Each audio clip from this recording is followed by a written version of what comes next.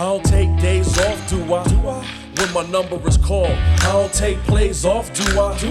I'ma always give you 20 and 10, no matter how much you wanna pretend that I ain't clutch with it. I don't do the load management, maybe I can handle it. When the heat is on, I can manage it. What's up, everybody? Welcome to the Others Receiving Votes podcast, sponsored by MGlow, Market Connect Play. I am your host, Lauren Woods, aka Big Low. Let me just give you a little bit of background about myself.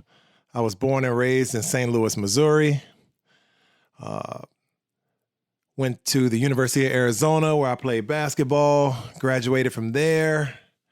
And after there, went on to play 17 years professionally, 6 years in the NBA, about 11 years overseas. So I know a lot about that overseas market, a little bit about the NBA, a little bit more about that overseas market. But the reason I started this podcast, well, actually, it's two reasons. The first is I wanted to raise awareness about that overseas basketball experience. There's so many players out there that are really good. They're going to play in the NBA for sure, or they're going to have a shot to play in the NBA for sure. But there's so many more basketball players that have a chance to play in the overseas market. It's just more jobs over there. Just playing the numbers game.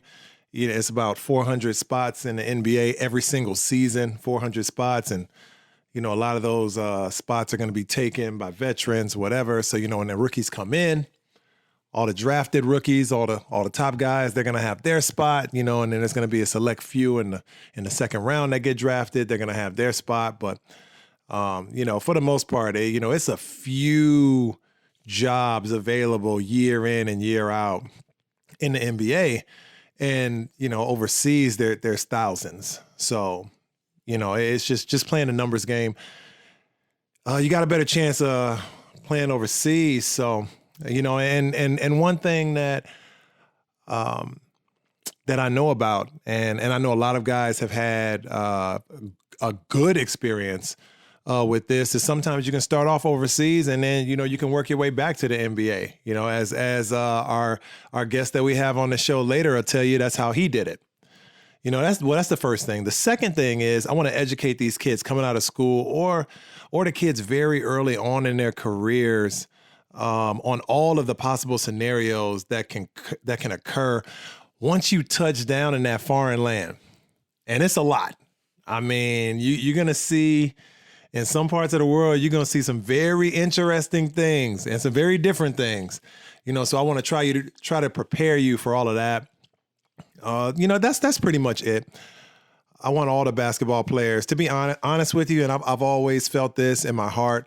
And I've always, I said it to numerous friends that I've had over the last, decade and a half. I wish everybody got a chance to get paid to play basketball, whether it's one or two checks or whether you play for 20 years professionally. It's a wonderful thing. It's an amazing thing. It's a way that you can use something that you love, or, if you get to that professional level, obviously something that you've been doing for a long time for free. It's a good way to recoup all of that time, and all of that money that you spent on, all those shoes, maybe giving your parents some money, giving back to your community, whatever it is, it's a way to do all of those things.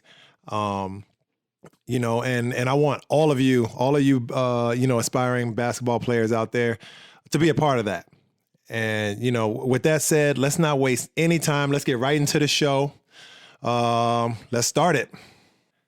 Our guest on the show, special guest, to be honest with you, a man who I feel needs no introduction, 13-year professional basketball player, 7 years in the NBA.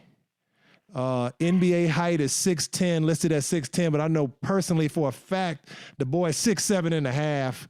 Marc Jackson. What's up, Lauren? How you doing, man? Man, I'm cooling, man. We just getting everything ready to rock and roll over here, man. What's up with you? How's everything? Everything is wonderful, man. Everything's wonderful. Just here with the family, hanging out, man, enjoying life. Awesome. And a good life you've had, man. And I really want you to talk about it. You played in the NBA, you played overseas in some great places. And for those that don't know about your journey, you started out overseas. Even though you played in the NBA, you got drafted, you started off overseas. So just talk about a little bit about your professional journey, from starting from college and then just moving forward. Well, I was drafted in the second round by the Golden State Warriors. At that time, P.J. Carlissimo was the coach. I was slotted to be a lottery pick, and for some unforeseen reasons, I dropped to the second round. So Golden State offered me a 2-year deal, slightly over the league minimum. And back then, the league minimum was, if you was a second round pick, you got league minimum, not non-guaranteed. I chose to go to Europe instead. I went to a team in Turkey called Tofaş. That's in Bursa, Turkey, Bursa. And they play in the Euro Cup in Turkey. And I chose to go there. Went to that small part of Turkey. It wasn't Istanbul. It wasn't a big city, Istanbul. You had to take a 10-hour plane ride to Istanbul, drive an hour, then catch an hour ferry, and then drive another hour to get to the town. And that's where I played my first year. Great experience. Was in a small town, Bursa, where nobody didn't speak English. I think the only people in the whole city that spoke English was myself, their head coach, and one other American who played at University of Alabama. And that was a great experience. Played in the Euro Cup, went to the Final Four. Then after that year, went back to Turkey, went to a team called Efes Pilsen in Istanbul. Played there. That team was in the EuroLeague. Went to the Final Four EuroLeague championship and lost to CSKA Moscow. Another great experience. By then, I knew Turkish fluently. I was an avid lover of Turkish coffee. I was all up in the culture of the Turkish people. And then after that, went to Spain and played over in Spain before coming to the NBA. Played here in Spain for the Cantabria Lobos. That year, I was waiting for the NBA to begin, but it was a lockout year. So like a week before the lockout ended, I went to Europe. Went to a team in Spain called Cantabria Lobos. At that time, the team was struggling. They were like 2-12, but they had a lot of money. So they paid me over. We had some success on the court. Won like the last 15 out of 20 games, and a great experience because of that success. The Spanish people and the Spanish culture pretty much adopted me as a child, and I fell in love with the town and the area, and called that place a second home. Then after that, went to the NBA. Played for Golden State Warriors, first team all rookie. Great experience there. Played outstanding basketball. And it was a fun experience as a change. It was fun. Then from there, played the second year, played for Golden State Warriors. Got traded to the Minnesota Timberwolves. That's when I played with you, Lauren Woods, and a host of other great characters. But it was another great experience. Shout out to the host. You know it, Lauren Woods. It was a great. Minnesota was great, man. It was the coldest place I've ever been in my life, but it was great. It was great. Yeah, it's freezing up there. People came out to support. Yeah, it is. People came out to support. Played with Minnesota. Played for Minnesota for 2 years. Then I went traded to the Philadelphia 76ers. Played 3 years for the Sixers. Played there with Allen Iverson. A childhood friend of mine, Aaron McKee, who's now the coach at Temple University. Played there. Then got traded to the Hornets. Played for the Hornets. At that time, it was during Katrina. So it was when the Hornets, we had, the team had just moved from Charlotte to New Orleans. But unfortunately, because of Katrina, we played 2 years at Oklahoma City. Wow. I'm sorry, I skipped something. I'm sorry. I played for the Nets. I traded to the Nets from the Sixers to the New Jersey Nets. Got out of there real quick, then went to the Hornets, and then played 2 years for the Hornets. For Coach Byron Scott for the Hornets, played there. And then I was a free agent and was being offered a lot of teams that stepped up to the plate to make me a good deal. But to be honest, a team in Greece by the name of Olympiacos, who was a EuroLeague powerhouse, had offered me a deal that I could not turn down. And I went to Olympiacos. People called me crazy. He said, "You're leaving the NBA to go to Europe. Something must be wrong with you."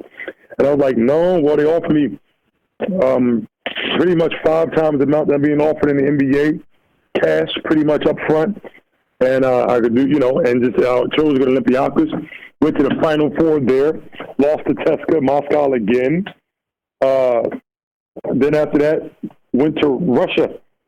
I'm playing for a team called Unix Kazan, which is Kazan is about a 30-minute plane ride outside of Moscow. Another small town, but the owner of the team was also one of the head guys for the Swiss bank. So it lets you know how much money they had. But was it colder in Minnesota or in Russia? You know what? I would say it was, the temperature-wise, it was colder in Russia, but the wind in Minnesota evened it out. The wind in Minnesota made it colder. Yeah, man. Absolutely colder for me. It was that place was quite interesting. But played there for Kazan. Played there, and I was going to retire, but my friends in Spain told me I had to come to Spain and play one more year.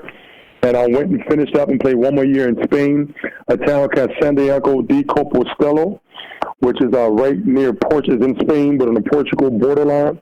And played in Spain in the ACB, finished my career in Spain, and went out with a bang. It was a great season for me. Yeah, and it was a great career for you, to be honest with you. And, to be able to play professionally for one full season is an accomplishment for anyone. And, you got 13 of them in there and then got to travel the world to boot. So, it's 2 things that is really interesting that you said. And I want you to elaborate a little bit on it for me, please. One, you were talking about Turkey in the beginning, and it was something, and I played in Turkey. I played in Efes Pilsen also, and I didn't quite love the Turkish culture. No offense to, to anyone in Turkey or lives in Turkey or from Turkey, but I just didn't like that culture per se. It wasn't my favorite. And then after that, I went to Spain, and it was kind of the same feel. Like, I had heard so many great things about Spain. I was like, okay, like Spain, it's all right. But, and I think one of the things that I was missing early on in my career was just getting fully immersed in the culture and the environment. So, and you coming straight from college and being a young, like in your early 20s, seemed like you embraced the culture in Turkey and in Spain, very similar to, how you embraced, or, how you grew up in the American culture. So just describe, like that overseas environment and culture compared to, U.S. college basketball culture. Well, for me, I think, believe it or not, I believe I was blessed to go, and people look at this the opposite way, but I looked at it like this. My first year, when I went to Turkey, my first year, this is during the draft, because so now that we kind of rewind a little bit, during the NBA draft combine and going working for teams, one of my first workouts, I got hurt. Playing for the Atlanta Hawks, I believe. I was working out for them. It was me, Scott Pollard. I forgot who else. There's about 6 of us going at it, and I got hurt. I got kneed in the thigh and got a contusion, but it wasn't a normal contusion, a little bit rough, but kept me out for a few weeks. So I missed a lot of workouts. So with that being said, we're at my mom's house, and I knew something was going bad because at first I was invited to be in the green room. Then I pretty much got that invitation revoked. So I knew something wasn't right. So instead of going to the draft, I stayed at my mom's house, had friends there. And my agent was very transparent with me. He's like, yo, it may be a chance you might drop to the second round. I said, listen, I'm okay with going to Europe. I said, I'm going to go to the highest bidder. Because for me, it's about playing and not just having that logo to NBA. I want to go to the highest bidder. So during the NBA draft, my agent had let it be known in Europe that I will be willing to go to Europe. So as soon as John Thomas was taken, University of Minnesota was taking the last pick by the New York Knicks, I had 8 teams on a conference call with my agent having a bidding war, because I knew at that point, it came where I knew I was going to get the league minimum. At that time, it was like $248,000, which is great money. But at that time, I had CSKA Moscow, Olympiacos, FS Pilsen, Tofaş, Milan, Maccabi Tel Aviv, and I think Madrid or Barcelona on the phone having a bidding war for me. So when I went to Turkey, that's because Tofaş had outbid CSKA Moscow, and not just outbid them, but they was going to give me 80% of my money up front before I got on the plane. Good So God. I ended up signing. Who is your agent? Who is your agent? Time, why didn't you put me on him? Goodness gracious, 80%. So at that time, I had the largest contract ever for a player who never played in the NBA to ever sign, and then I was also right out of college. So before I got on a plane to go to Turkey, I had 80% of my money in the bank. So when Golden State heard about my deal, they said, we can't compete with that. That would be the third highest paid on our team as it is now. They said, we can offer you 2 years guaranteed. I was like, nope, going to Europe. So I went to Turkey. And the best piece of advice my grandfather told me, he said, I want you to get lost. I said, what do you mean by that? He said, when you get there, I want you to get in a car and just drive around every day and get lost. So I had plenty of time to do that because, listen to this story. When I got off the plane, I went to do my physical. They gave my physical when I got off the plane. They was testing me. Everything was fine. They said, man, your ankles are really strong. Like I said, they said, you have an ankle sprain? I said, no, I've never sprained the ankle in my life, which is a fact. I never had an ankle sprain. They was like, okay, good, you healthy. So I went to practice to meet the team and owner, press conference, and they said, okay, Mark, we're about to practice, but you can go home and rest, and you start practice tomorrow. It's like, all right, good. But then they had started practice. They finished stretching. They doing 3-on-2, 2-on-1. I said, you know what? I'm going to practice now. They're like, but you got a 10.5-hour flight and a press conference and a physical. I said, I'm fine. I'm here. I might as well practice. Because I grew up in the inner city. I had nothing to do. I had no money. All I did was play basketball. So I'm a basketball junkie. So I said, I was going to play. They said, all right. So they stretched me out. I rode the bike, warmed up, stretched me out. I got into 3-on-2, true story. I got into 3-on-2 on one line. I'm on defense. They come down, 3 guys against 2. I block their shot. Then it's me and another guy to go down against 2-on-1. We get the ball. We go down. He gives me the ball, and I'm in the best shape of my life. I go to take off from darn near the foul line. I step on the guy's foot, and break my leg. Literally in half. The injury you see Gordon Hayward had, that's what I had the first 30 seconds of my professional career. Man. So I go to take off, snap my ankle completely in half, dislocate my ankle, snap my leg in half, and I'm on the ground screaming in pain. And all I can think about is I got 80% of my money up front. Because, Lauren, as you know, most of the time you get hurt like that. Whatever money you got at that time in Europe, that's all you get, and they send you home. And you going home. Exactly. It's like so anyway, so they couldn't do that. So I stayed the whole year. I practiced, set out for 6 months. But I spent a lot of time on my hands. So I drove around, got lost. The way I learned Turkish fluently, Lauren, is I was a coffee drinker. I would go to the coffee shops with an old Muslim Turkish man with a long beard sitting there talking. I just started talking to him. And we start pointing fingers and like talking and pointing, what does this mean? What does this mean? And that's how I learned to speak Turkish. And me embracing that culture, my grandfather telling me to get lost, me sitting with them old men, learning Turkish the first 6 months of my career as a professional athlete, I think opened my mind to the European lifestyle. So a lot of times, as people might know, when you go to Europe, every team has multiple foreigners. You have a bunch of 2 or 3 Americans. You have a bunch of other ethnicities, and then you have the local nationality on the team.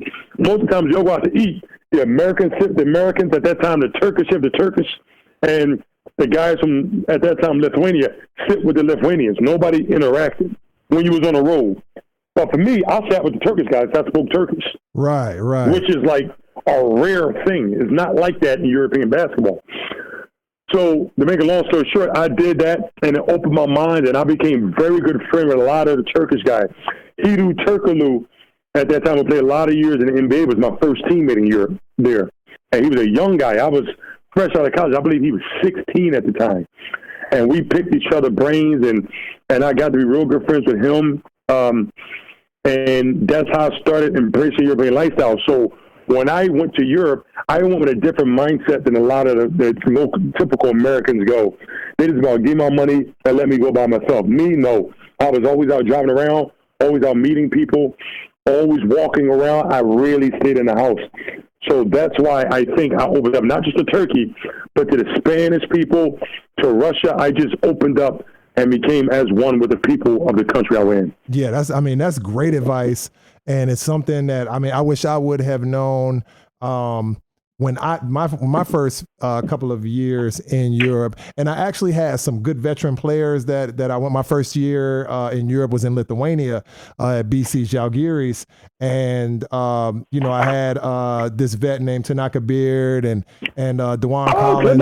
Tanaka, yep, and DeJuan Collins was also my vet. And I remember, when I went, I came fresh from the NBA, so yeah, I went in there like, yeah, whatever, I'm NBA, like this is beneath me, whatever. And Tanaka sat me down after about the first 2-3 days of practice, say, listen here, bro, you got to come with it like you still in the NBA, because everybody's going to go at your neck, and you won't be in Europe long with that attitude. Trust me. You going back home. Yeah. You better sit down and get it popping. So, he kind of showed me around in the same thing, taking me all to all the Lithuanian spots and, getting me immersed in the culture. So, and it's interesting because you played in a lot of places. You played in Efes Pilsen, which is Istanbul. You played in Olympiacos, which is Greece. You played in Russia, 30 minutes outside of Moscow. Where's your favorite place to play and why? Miami and Toronto don't count. Well, for me, Mark, you mean in Europe or you mean overall?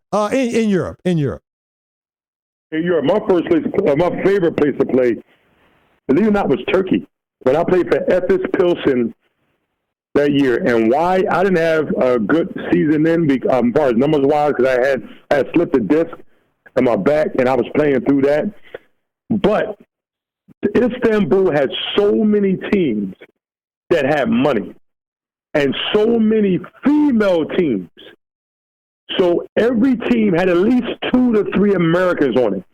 So every night, imagine 50 Americans just hanging out.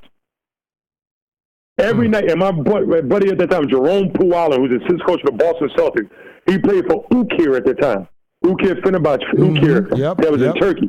He was the DJ at the local club.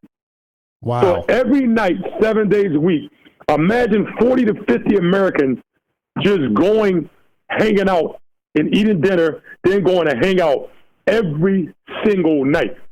So you just... amongst yourself, and then had some other people with us, but it just became one huge, incredible atmosphere. So as far as that was a great experience for me, but also playing in Spain. My first year in Spain, playing in Cantabria, which is right outside of Bilbao.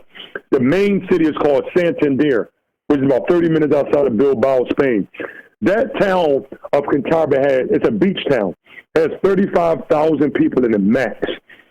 Every night, Lauren, I ate at a different home. Because of the success the team had, strangers walking up to me invite me to their house for dinner. So every night I was at a different person's house eating and immersed in their culture. And it made me feel at home. And they welcome me. It's almost like a family member to the town, like adopted son of that town. So those 2 years are my favorite year, Spain and I would say Istanbul, Turkey. Wow. Yeah. I've never even experienced anything like that before. And I don't think I played in any super small towns like that, but that sounds like an incredible experience to have, for any foreigner going overseas and playing, and I'm sure everybody's going to want to know this, especially going into that first year when you leave college and you're leaving at home you know, you're leaving the United States, which is the greatest country on earth, in my opinion. And, you know, you take that first trip abroad. What would be the number one thing you told your 22-year-old self before boarding that first trip abroad? So you saying, what would I tell myself now? The number one thing, if you could go back and tell your 22-year-old self right now before, and you had great experiences. I mean, you fully immersed and embraced the cultures. And still, if it was one thing you could go back and tell your 22-year-old self before he gets on that first plane to go to Europe or to go overseas and play, what would be the number one thing you tell him? Embrace it. And I'm glad I did my grandfather. I would duplicate what my grandfather said. Do not sit on your butt and sit in a house and be a loner. Get out there and experience the culture and go with an open mind. Go with an open mind. Because when I got off the plane, because of the amount of money I signed, Lauren, the media press conferences, it was bigger than normal. It was more people, more members, more media members from all around Europe, not just Turkey. So when I got there, I'm getting off a plane, there's 1,000 people, media people out there, but the police all got M16s. So when you walk around Turkey, they don't walk around with hand pistols. They got M16s on their hips or carrying around. That's their local police. So that can be kind of frightening to a guy fresh out of college. But go with an open mind and embrace the culture. Do not be a loner. Yeah, that's great advice. That's great advice for all the young guys out there, you know, getting ready to go overseas and play, you know, embrace the culture. And that would be the first thing I would tell myself. And I didn't do it well until the end of my career. But, you know, that's definitely the number one thing that I would say, you know, and first of all, Big Jack, so thankful to have you on the show. It's a pleasure. It's an honor. I know, you know, now you're working with the Philadelphia 76ers as an analyst. You run an uber successful AAU program, Team Jacko. Thank you, brother. You know, where can everybody find, if they want to catch up with you on social media, where can everybody find you? Well, on Twitter, my logo is Jacko2544. JACKO. The number's 2544. That's on Twitter. And on Instagram, it's team_Jacko. So it's TEAM_JACKO, Jacko, on Instagram. Those are my handles. Perfect. Everybody reach out to him. You know, you got any questions? He's the most humble dude that I've ever met. And, you know, he'll definitely school you and drop that knowledge on you for sure. Marc Jackson, everybody. Marc, pleasure. Have a great rest of the day, man. I hope you and your family stay safe. Appreciate you, Lauren. You too, buddy. Well, y'all heard it right here. Marc Jackson. A very well-respected pro in the NBA and internationally. And he's stressing the importance of, you know, embracing the culture and getting immersed in that environment when possible, you know, and then, you know, sometimes you're going to go to some places where you're not going to feel very comfortable, you know, getting out there and into that culture. Some of you will be in some of those situations, but for the most part, I mean, you know, you're in very safe situations. You're in very good living conditions where you can get out there and you can immerse yourself in that environment. And you know, like I would suggest, and like I said to Marc, I would suggest, I wish I would have known that earlier in my career. I wish I would have embraced that earlier on in my career, and I think I would have had a much better career over the long term. And you know, I think I did pretty well for myself, but I know it would have been 10 times better if I would have gone in with that mindset from the beginning. Well, do me a favor. If you enjoyed this podcast and you think maybe possibly it could help someone else, please share it. Just go ahead and share it, you know, talk about it, send it out there, whatever you got to do. You know, share it with somebody else, you know, just one person. That's all it takes. Each one, teach one, as I like to say sometimes. And that's all we have for you today for this episode. Thanks for listening to the Others Receiving Votes podcast, sponsored by MGlow. Be fortunate and be blessed, y'all. I'll take days off, do I? when my number is called. I don't take plays off, do I? I'ma always give you 20 and 10. No matter how much you wanna pretend that I ain't clutch with it. I don't do the load management, maybe I can handle it. When the heat is on, I can manage it. I'm kinda like James Harden's career. I can walk whenever I feel, and that's facts.